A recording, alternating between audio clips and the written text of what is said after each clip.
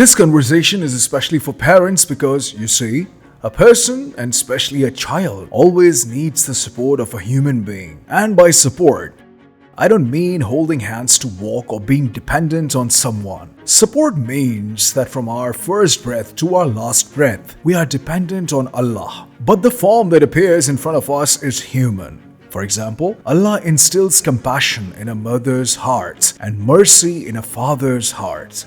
So a child is raised in the world, in the rest of the creatures. The vast majority of the babies do not have to be nurtured by the mother, meaning there is an ecosystem in the jungle where if any animal's baby is born, it starts being nurtured through that ecosystem. Or there are so many creatures from the first day that the baby itself finds its food. It's not the same with humans. A human child clings to the mother's heart. How many years the mother nurtures, how long the child remains dependent. Now, you go to schools. Parents call and ask, has he arrived? Has he returned from school? Because there are a lot of uncertainties and insecurities in society. I can't believe that all the experiences and work we did during our student life, our school life, today's children can't even imagine. I mean, sometimes we used to leave in the morning, go directly to tuition after school and come back in the evening, meaning leaving at 7 in the morning and coming back at 7 in the evening. No mobile phones for 12 hours, and I'm talking about the 90s. I'm talking about 25-30 years ago. There were no cell phones and there was complete trust, complete faith that he has left in the morning. May Allah bless him. Inshallah, he will return with prayers. That era is gone. Now, you have to make contact to know where someone has reached, what they have been doing, have they arrived or not. Coming back to the topic, because there is a great need for human beings when someone shares something with someone else. There is comfort and relief. Sharing means telling someone about your feelings, telling them about your sorrow, your happiness. Happiness is not enjoyable alone. It is more enjoyable when shared. Share your happiness and you become successful. You feel like telling someone, right? Your sadness is there. You say, everyone should know everything. My sorrow will decrease, alright? Your friends and loved ones, you need their support. Sometimes you lean your head on someone's shoulder and cry. So, human beings need each other strongly throughout their lives.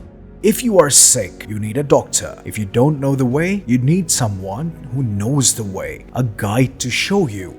If you need to reach a place and you haven't been there, someone who has been there will tell you. Everywhere, at every step, you need other people. I was also looking at the camera down there. Someone was coming and asked, "Sir, where is the class being held?" They said, "It's being held upstairs." So they can't go by themselves. Someone will tell you where to sit. This place is for you. Arrangements for tea have been made for you. Everything has been arranged by people, and this is how this organization is running. I'm talking to you standing here with the hard work of 50 people. 50 people are on security. Some are guards, some are making tea, some are serving, someone will give you a gift of books. After the hard work of so many people, an event will be possible. When I come back, children need to be told, explained. We establish a relationship of advice with children. We keep listening, and sometimes children can't listen to us their whole lives. The point of listening is to know what they are going through. The most terrifying role in this is played by the father. Sometimes a father's decision-making with children is so strict or severe that the mother says, "I have to tell your father." Now, a new breed has come that, by the grace of Allah, I see as friendly.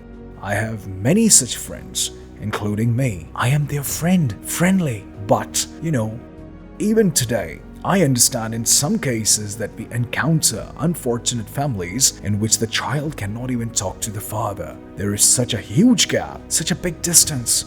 There is no sharing, just superficial conversation. It's just small talk. Are the exams over? Yes, they are. Has the results come? Yes, it has. That's it, please.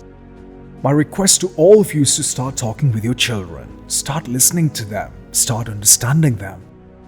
Please do not impose on them. If you impose, your child will distance himself from you. And the best quote I find on parenting is that if you don't become friends with your child, the worst person of the time will become his friend. And it is possible that he may indulge in the worst addiction, he may commit the worst theft, he may get involved in the worst crime, and your child may be drawn towards that bad company. And whose fault will it be? Yours. Please become friends with your children. Share with them. Let me tell you an interesting piece of information that will surprise you.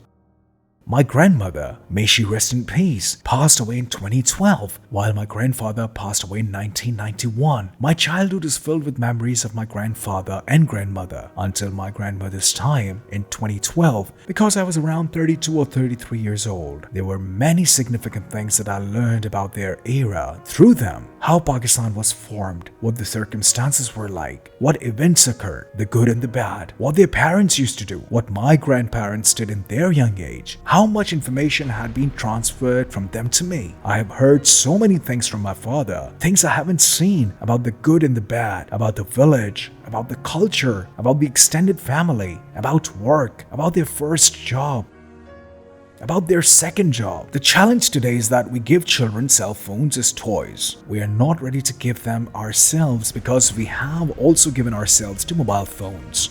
Please, let's not give in to the laziness within us that makes us grab the phones to escape. Show them, explain to them, teach them something. I believe that fathers and mothers may not be able to entertain in the same way, but there is a natural instinct that Allah has placed in the hearts of both fathers and children, that He is my Father. So please take a little concern to start talking to your children from today. Listen to them because they are your children. Listen to them because you need to understand them. Listen to them because Allah has given you a blessing. Listen to them because if they don't find friendship with you, then whose will they find? Listen to them because look at today's generation. Look at their pictures. See them a few years ago.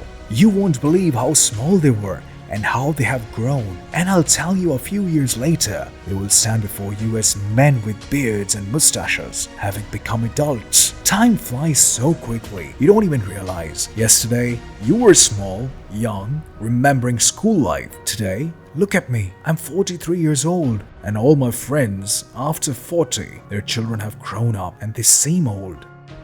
Let me tell you this, if you listen to children, connect with them. It will establish a relationship with them. And connecting with children is not to correct their behavior. It's not your hidden agenda.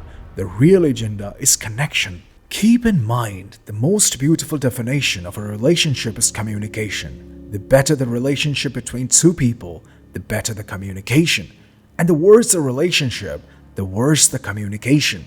So maintain your communication. And the most important thing, why I'm saying this is because sometimes in a child's life, something happens. Not just in childhood, even when they grow up. If there's any challenge and if they've closed the doors thinking, I can't share with anyone, meaning there's no connection with you. Meaning they haven't given the impression that if they are in pain, trouble, or facing a challenge, they can come to you. Then maybe at that time in life, they won't have anyone to turn to. The best healing, the most sincere guidance, the heartfelt prayers parents can provide. And what a misfortune it is if parents behave in such a way that the child cannot approach them, meaning the child wants to communicate but cannot connect with their parents. What greater bad luck could there be? So, I have many prayers. May Allah grant you success. May your children be successful. And may Allah make your offspring a continuous charity for you. Thank you very much. Thank you.